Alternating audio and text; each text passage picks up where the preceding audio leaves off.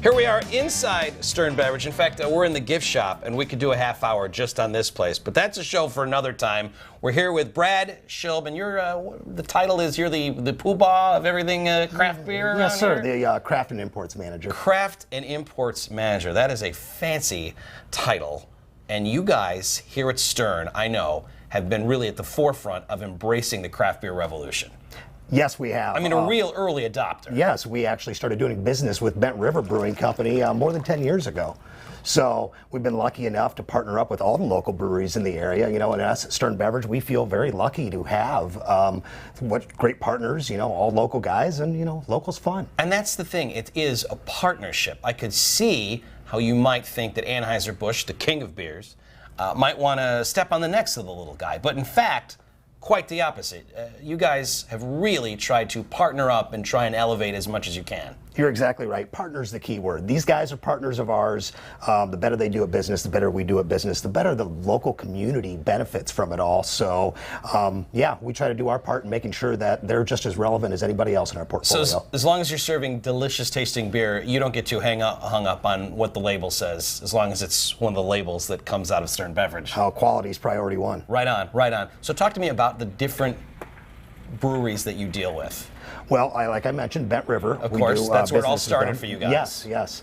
We do business with Great River Brewery out of Davenport. We do business with Green Tree in LeClaire, Lionstone Brewing in Geneseo, as well as Front Street in Davenport as well. Walk me through that. How does that work, the process of making it happen, where they make the great beer and then you come in and say, this is how we get it to all these different places, whether it's a neighborhood tavern or a grocery store? Mm-hmm.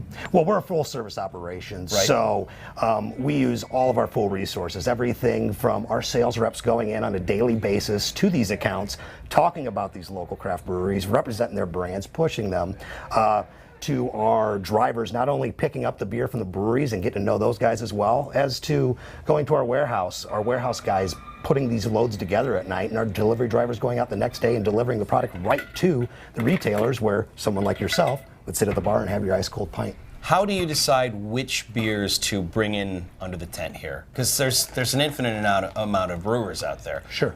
Who decides, and how is the decision made? Okay, that's something we want to be involved with. Well, like I said before, local is important. Obviously, everybody full circle is locally employed, so all the money stays right here in the community.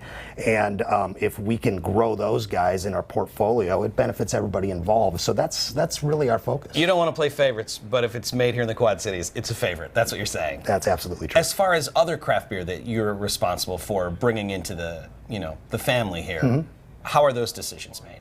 Well, a lot of it's based on input from not only the breweries and their representatives, but really it's the consumers that decide. So I bet you get a lot of people saying, hey, I tried this beer at this thing.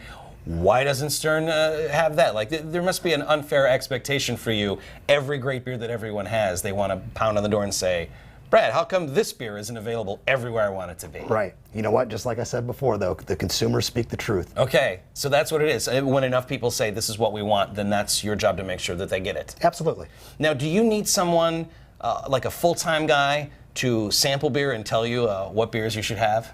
Boy, because I have a resume in the truck that I'd love for you guys to look at.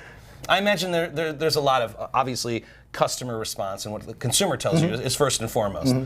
But I imagine there's a couple guys around here that have some opinions. Yes, absolutely. And, you know, here at Stern Beverage, we bring in the breweries, we sample the beers, our sales staff tries them, our delivery crew tries them. Really, anybody in the building is allowed to try them.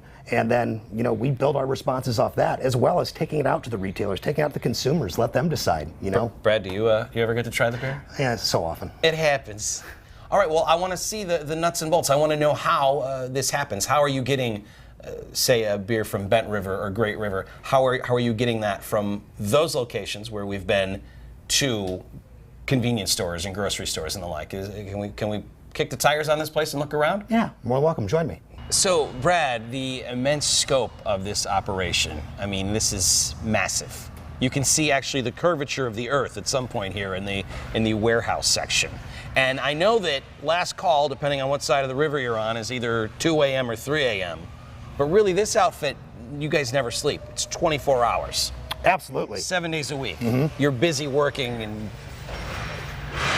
what all was going on here. In the middle of the night, people are here working on things. Well, sales reps go out and take orders and sell beer into these accounts all day long. They're the heroes. They are the heroes, Right. actually, but the real heroes are the guys that are here all night, Right. building orders, Right. putting beer on pallets so that the delivery drivers take it out first thing in the morning. These guys leave as early as 5:30 in the morning, so it is 24/7. Brad, is it safe to say that the people that work overnight and the real heroes, that's a thankless job? Absolutely. And those Thank you. guys. Thank you, guys. Yes. You're the ones who are making this happen, and I thank you. Guys, this is with a fella that makes it all happen. This is Bill Holst. You're a delivery driver? Yes, A delivery specialist with Stern Beverage? specialist, yes. A lot of what you deliver is, of course, Bud and Bud Light, Budweiser, the king of beers, but a lot of craft beer as well, right? Oh yeah, a lot of craft beers. I mean, just more than you can name right now. This more is only, than, yes. This is only a half-hour show. Take me through a day in the life of a beer delivery guy. Well, the first thing is it's super early in the morning. You're up at the crack of dawn. Heading in, you get in, you've got probably 1,000, 1,200 cases of beer stacked on pallets. You have to check that in case by case to make sure that everything is there. You're responsible for everything that goes on the truck. So while they're working overnight to get things ready for you, you still have to double check to make sure everything was done properly. Yeah, everything's double checked and then actually triple checked, because when you get to the account and take the beer off, you check it again with Sure. the customer. Makes sense. Yes.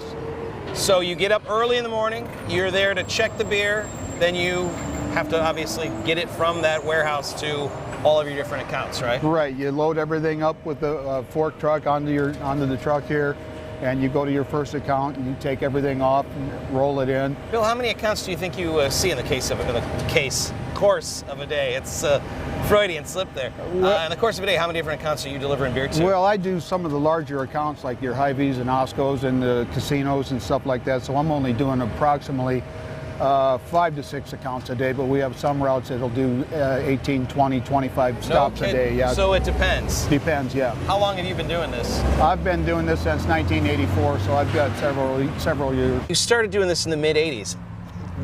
How different is it now with all the local beer and all the craft beer as opposed to when you started? Yeah, how many years ago? it's done a 360 completely. Right. I mean, back when I first started in the mid-'80s, we may have had 10 or 12 different packages, and there was hardly even, light beer was hardly even out at that time. Right, right. But now it's just skyrocketed to And back then, Bill had to deliver the beer uphill both ways. That's right. Whippersnappers. So you went from having not as many choices to just all the choices, an infinite amount of choices. Just a huge amount, yeah. And it's your job to make sure that we can get to it. Right. Perfect. Thanks, Bill. All right, thanks. You're doing the Lord's work. Next on Brewed, going mobile. A cool little machine with a huge impact on the best beers in the Midwest.